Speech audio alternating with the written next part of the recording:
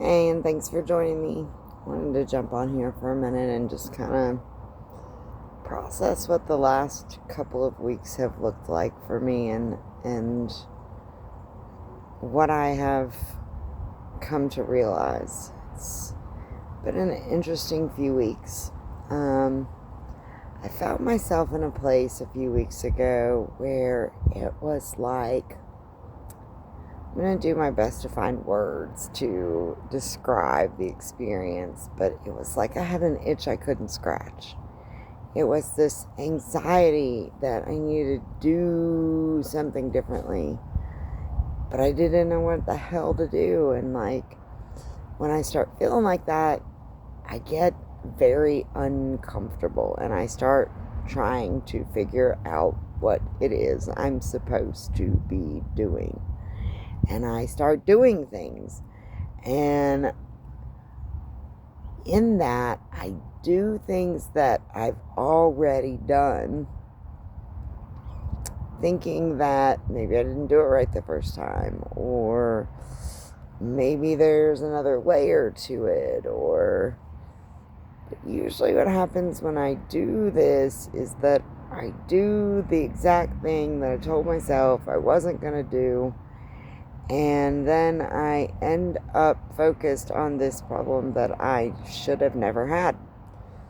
So I get an itch, I get an anxiety that something needs to happen, and then I just start doing things. And it's like whatever pops up, I just start reacting to it. And before I know it, I have created a problem. So I started to do that. I started to create the problem. And for me, the problem was going to cost me $6,000 to learn some things that I already know. Basically, I was going to go back to school to get a degree in something I already have a degree in. Because I don't trust that the degree I have is degree-y enough. I don't know. And when I say that, I kind of giggle because I'm one of those people that when there's an emergency situation or something crazy is going on, I react and I adult, but I'm always looking for the adultier adult to make sure that I did it right. And the crazy thing is, I'm usually the most adulty adult. And so I always feel like that 12-year-old little girl who got left in charge of everything but doesn't really know what to do and just kind of hopes that it works out. And I realized that I've been walking around doing that for a long time. I'm qualified. I've done the work. I've got the papers to prove it. On paper, I've done a lot of things. In my mind, I am walking around with this imposter syndrome saying, you haven't gotten there yet. I'm still waiting to arrive. And so, it's taken a lot of reflection and slowing down and almost fucking up and going, whoa, wait a minute, taking a few steps back, looking at things, going, is that what you really want to do? And going, wait a minute, that's the thing I always do that never works out. Why am I doing that again? And realizing that I'm doing it because it's familiar. I'm doing it because of a million things that feed into each other. And that if I don't slow down in that moment, if I'm just more worried about scratching the itch, I'm going to do the wrong thing. I'm going to scratch the itch till it bleeds. And really what I need to do is notice that the itch needs some cream. And then we need to figure out what the source of the itch was in the first place. So calm the energy. Find the cream, soothe the itch, And then look for the source. Where's the discomfort coming from? Well, the discomfort was coming from telling myself that I needed to accomplish something I've already accomplished, to find answers that I already have, and to also notice that I'm really not seeking the answers anymore. I have them. I'm avoiding them because I don't like them. I'm avoiding them because I don't like them. And so I'm out here trying to scratch an itch, and I already know the cure to the rash. And if I would just acknowledge that I have the cure and apply it, life is so much easier than I've been experiencing it.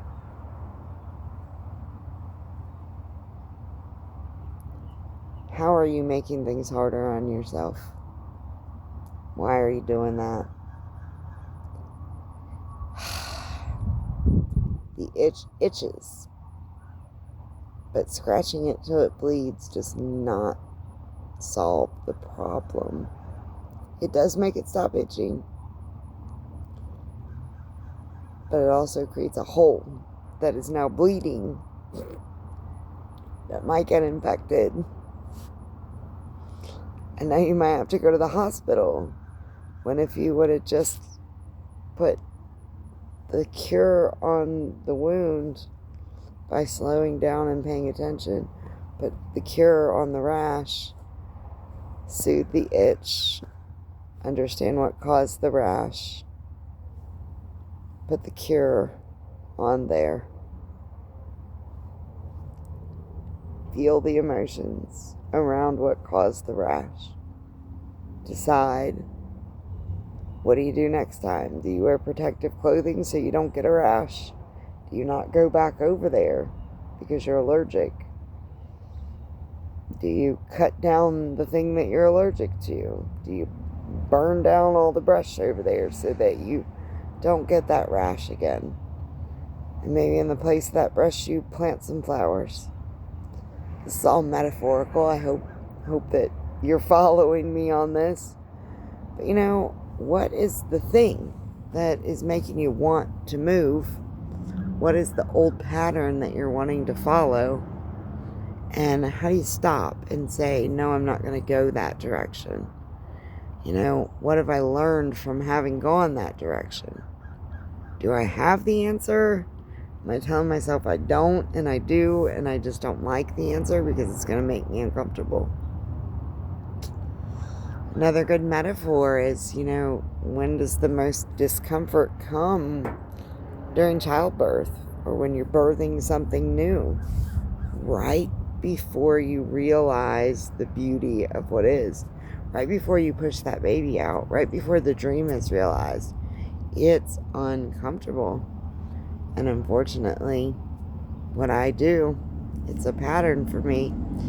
It's right there at that mountaintop.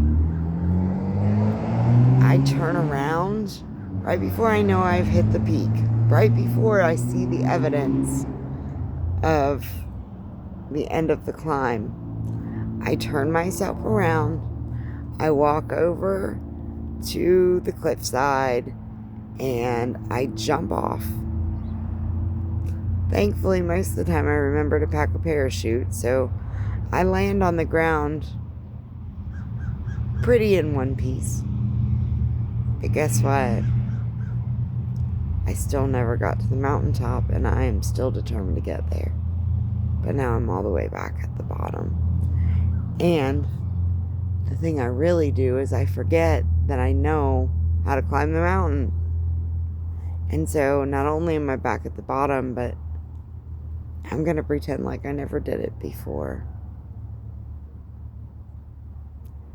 How do I pretend? By not acknowledging my achievements, by not taking a moment to take all the things into consideration, making split-second judgments, split-second decisions, impulse decisions, instead of pausing for a moment And, in my defense and in many of our defenses, the world is always asking us to do that, to make those split-second moves, to jump into things, to not slow down and pay attention, to not consider the lessons that we've learned, to not bring our qualifications to the table.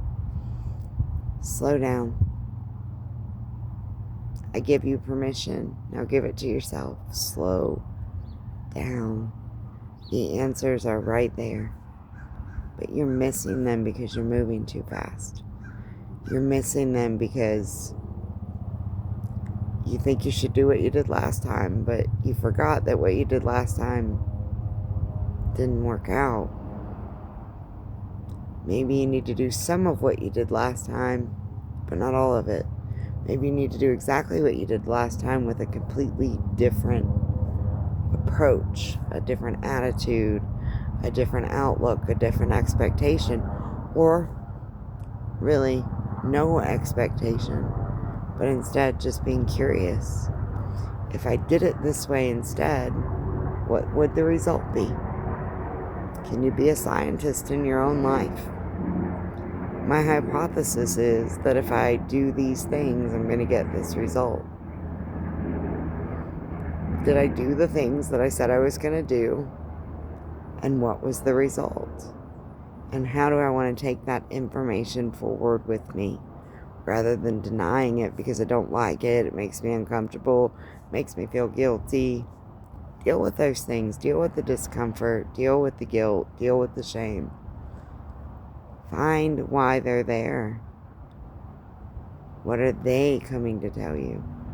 And how can you apply that?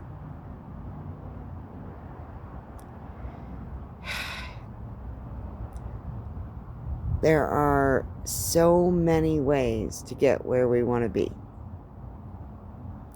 And we're always choosing which way we're going. And then we choose the way that we react to the way that we chose. And then we choose what we're going to do the next time. Notice that you're choosing and take accountability for your choices. That is where the real change starts to happen. I'm sending you so much love. I'm sending you so much understanding and acceptance. Because I know you need it. I know this is rough. And one minute you think you have it all figured out, and the next minute you go, I missed that boat by a mile. It's okay. Figure it out. Start again. It's life. It's not as serious as we make it. And if we can just soften around it, we could live so much more purposefully and feel so much better about our experiences. I encourage you to sit with all these words and just let them settle in. Notice what's happening, how you're reacting to it. Notice how you might want to do it a little differently. When the itch happens and you're uncomfortable and you want to freaking move or beat something or go nuts or have that hair trigger reaction, remind yourself that you are in control. Breathe. Take a drink of water. Find your place of center, however that looks for you. And then gently approach that thing with some salve. Soothe the itch the best you can. And then begin to notice what else is needed. How can you be patient enough to remember or learn, discover what caused this discomfort, and then apply that information to move into a place of alignment that makes more sense for you. Slow down. Let it sink in. Give yourself time. Be patient. We don't expect others to learn things the first time they hear them. Stop expecting that of yourself. Be willing to remind yourself gently. Be kind to yourself. Namaste.